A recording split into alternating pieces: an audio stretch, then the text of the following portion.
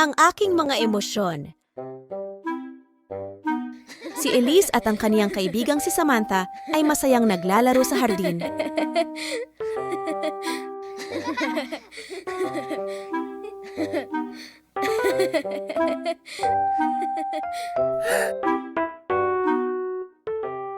Samantha, nakita mo ba ang pang-ayos ko ng buhok?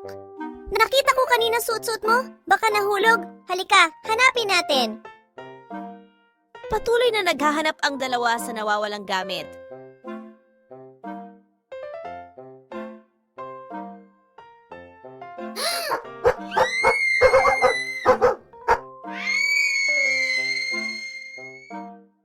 Ang emosyon ay ang matinding damdamin na nararamdaman ng isang tao. Ano-anong emosyon ang ipinakita sa kwento?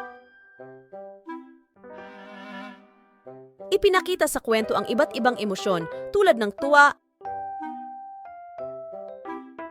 lungkot, galit, gulat, at takot.